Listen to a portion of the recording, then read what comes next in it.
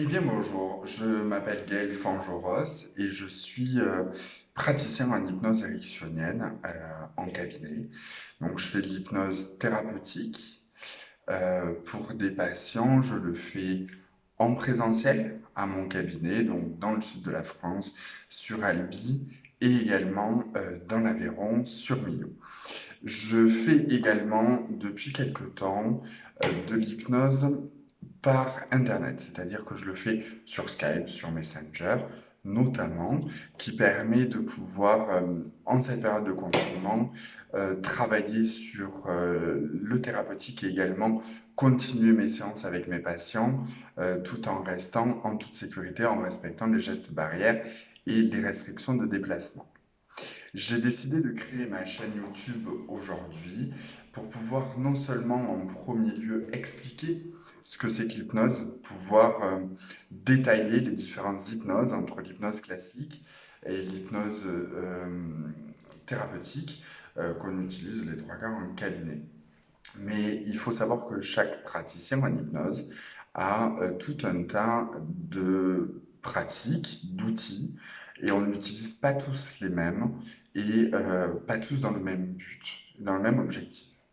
C'est pour ça qu'aujourd'hui, pour pouvoir expliquer ce que je fais à mon cabinet, pour pouvoir vulgariser, c'est un mot à la mode, la pratique en hypnose en cabinet, pour pouvoir bien faire la différence entre l'hypnose de spectacle, l'hypnose de Mesmer, et l'hypnose que moi je décide d'utiliser en cabinet.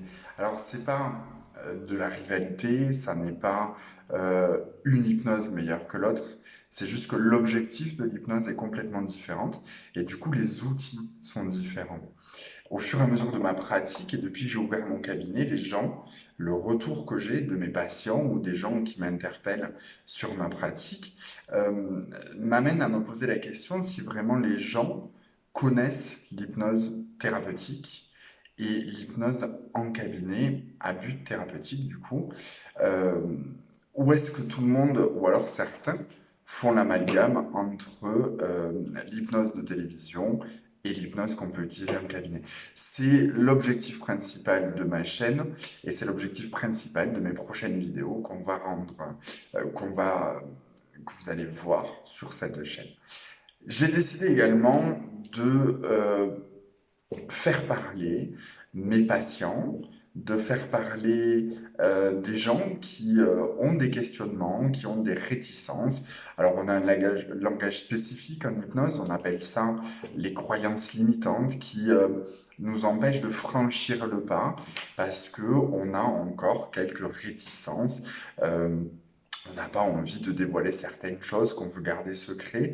Et du coup, on a un petit peu peur que le thérapeute rentre complètement dans notre tête et nous décortique des choses qu'on n'a pas spécialement envie de dire, d'exprimer ou qu'on a peur de partager.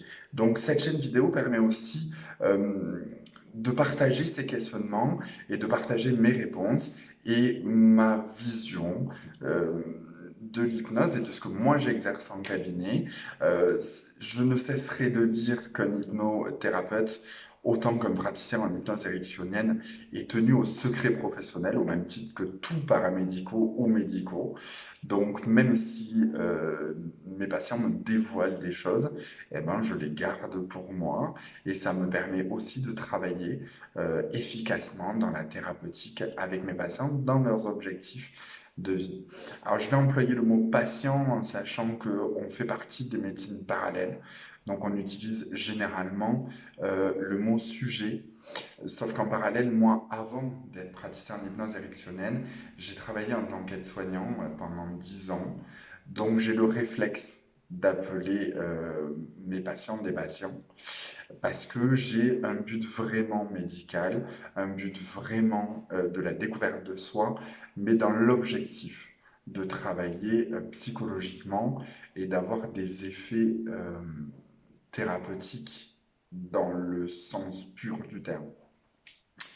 Et enfin, on aura la chance, et vous aurez la chance, de voir avec des patients qui sont d'accord et qui ont accepté de faire ça, hein, de voir ma pratique en réel. C'est-à-dire que je ferai des vidéos avec mes patients lors de séances thérapeutiques. Alors bien entendu, ce sont des séances réduites qui ne violent pas le secret professionnel, comme je viens de vous dire.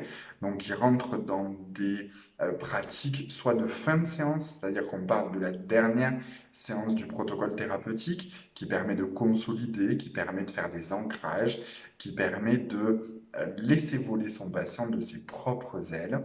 Et à ce moment-là, généralement, toutes les problématiques ont été vues en amont.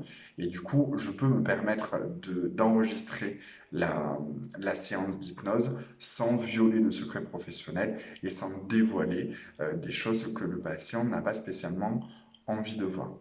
Je vais également vous donner rendez-vous avec d'autres professionnels, d'autres thérapeutes qui sont aussi praticiens en hypnose, qui n'ont pas la même pratique que moi, qui n'ont pas les mêmes outils, qui n'utilisent pas les mêmes outils que moi, des gens, des collègues avec qui je me suis formé également et que vous allez pouvoir voir où on va pratiquer des jeux en hypnose ensemble pour que vous puissiez comprendre, voir, analyser et percevoir un peu plus le travail du praticien en hypnose, mais également les bénéfices que ça pourrait avoir pour vous dans votre vie et dans vos difficultés.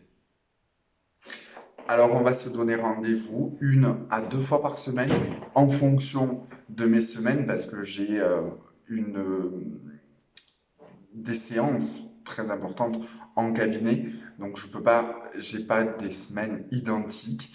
Donc, je vais tout faire pour vous faire entre 1 et 2 vidéos par semaine pour vous expliquer, pour vous dévoiler et pour qu'on puisse tisser ce lien-là en conscient et en inconscient à travers cette chaîne. Je vous invite donc à vous abonner sur ma chaîne et à essayer de me suivre le plus rapidement possible pour qu'on puisse déjà commencer à travailler par le visuel, par les questions. Je suis également accessible sur Facebook, sur Instagram et je suis à votre disposition pour toute question.